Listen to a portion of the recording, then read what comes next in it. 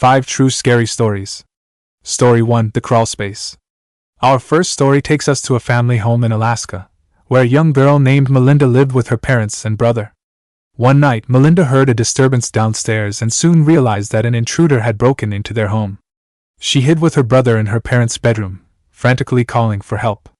The intruder managed to escape before the police arrived, but the family soon discovered something even more disturbing. For months, someone had been living in their crawl space, watching their every move.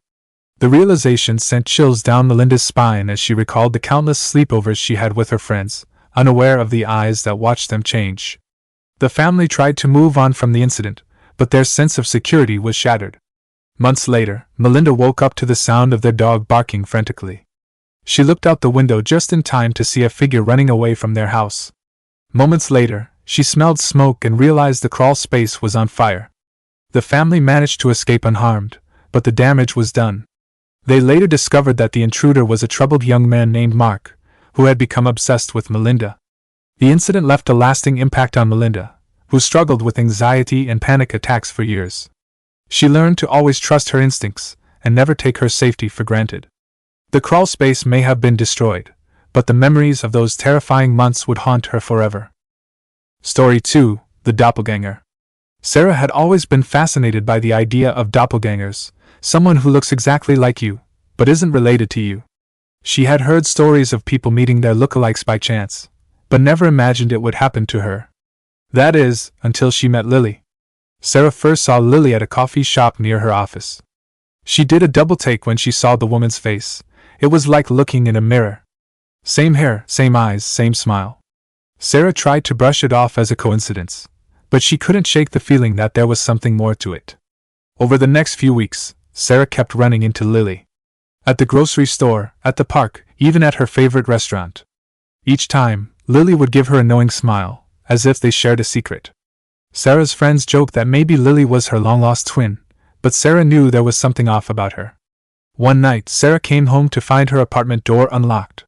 She cautiously walked inside, only to find Lily sitting on her couch, wearing her clothes. Sarah froze in horror as Lily turned to her with a wicked grin. "I've been waiting for you," she said. "It's time for you to go." Sarah woke up screaming, her heart racing. It had all been a dream, but it felt so real. She tried to shake off the unsettling feeling, but couldn't help but wonder if Lily was out there somewhere, waiting for her. From that day on, Sarah never felt quite safe. She constantly looked over her shoulder, wondering if Lily was watching her. She knew it was irrational, but she couldn't help but feel like her doppelganger was out there, waiting to take her place. Sarah's story serves as a reminder that sometimes, the scariest things in life are the ones that look just like us. Story 3: The Hitchhiker. It was a dark and stormy night when John decided to take a shortcut home through the backroads. He had been working late at the office and just wanted to get back to his family. As he drove down the deserted road, he saw a figure in the distance, standing on the side of the road with their thumb out. John slowed down as he approached the hitchhiker. It was a young woman, drenched from the rain and shivering in the cold. John's heart went out to her, and against his better judgment, he decided to pull over and offer her a ride. As the woman climbed into the car, John noticed something strange about her. She had a distant look in her eyes, as if she wasn't quite there. He tried to make small talk as they drove, but the woman remained silent, staring out the window at the passing trees. Suddenly, the woman turned to John and spoke in a voice that sent chills down his spine. "You're going to die tonight," she said, her eyes boring into his. John's heart raced as he tried to keep his composure. He asked the woman what she meant, but she just smiled cryptically. John's mind raced as he tried to figure out what to do. He couldn't just kick the woman out of his car in the middle of nowhere, but he also couldn't ignore the sense of dread that had settled in his stomach. He decided to keep driving, hoping that the woman's words were just some kind of sick joke. As they approached a sharp curve in the road, the woman suddenly lunged at John, grabbing the steering wheel and jerking it to the side. The car swerved off the road and crashed into a tree, throwing John forward into the windshield. When John came to, he was alone in the car. The woman was nowhere to be seen. He stumbled out of the wreckage, his head throbbing and his vision blurry. As he looked back at the twisted metal that had once been his car, he saw a figure standing in the distance, watching him. It was the woman, and she was smiling. Story 4: The Haunted Hotel. Maggie had always been skeptical of ghost stories, but when she checked into the old hotel on the outskirts of town, she couldn't shake the feeling that something was off. The hotel had a reputation for being haunted, but Maggie had brushed it off as nothing more than urban legend. As she settled into her room, Maggie noticed strange things happening around her. The lights would flicker on and off, the door would creak open and closed on its own, and she could have sworn she heard whispers coming from the walls. She tried to rationalize it all away, but deep down, she knew something wasn't right.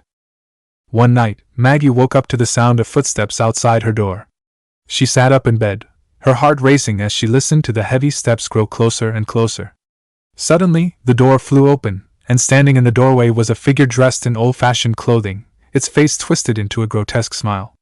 Maggie screamed and scrambled out of bed, but the figure was already moving towards her. She ran for the door, but it slammed shut in her face. She turned back to face the figure, but it had vanished. Maggie stood there, trembling, trying to make sense of what had just happened. The next morning, Maggie went to the front desk to check out early. She told the receptionist about what had happened, but the woman just smiled knowingly. "You're not the first guest to have an encounter with our resident ghost," she said. "Some say he was a guest who died in that very room, others say he was a murderer who died in the hotel years ago. Either way, he's been haunting this place for as long as anyone can remember." Maggie left the hotel as quickly as she could, vowing never to return. But the memory of that ghostly figure stayed with her, haunting her dreams and making her question everything she thought she knew about the world. Maggie's story is a reminder that sometimes, the things we can't explain are the things that terrify us the most. Story 5, The Elevator. It was just another ordinary day at the office for Sarah.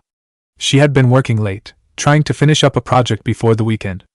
As she stepped into the elevator, she couldn't help but feel a sense of unease wash over her. The doors closed, and Sarah pressed the button for the ground floor. But instead of descending, the elevator began to rise. Sarah watched in confusion as the numbers on the display climbed higher and higher, far past the top floor of the building. She tried pressing the emergency stop button, but nothing happened. Suddenly, the elevator came to a halt. The doors opened, and Sarah found herself in a dimly lit hallway that she had never seen before. The walls were covered in old, peeling wallpaper, and the air smelled musty and stale. Sarah cautiously stepped out of the elevator, her heart pounding in her chest. As she walked down the hallway, Sarah couldn't shake the feeling that she was being watched. She turned around, but there was no one there. She quickened her pace, trying to find a way out of the strange place she had found herself in. Suddenly, Sarah heard a noise behind her. She spun around and saw a figure standing at the end of the hallway. It was tall and slender, with long, spindly arms that reached almost to the floor. Its face was hidden in shadow, but Sarah could feel its eyes boring into her. Sarah turned and ran, her feet pounding against the worn carpet. She could hear the figure behind her, its footsteps growing closer and closer.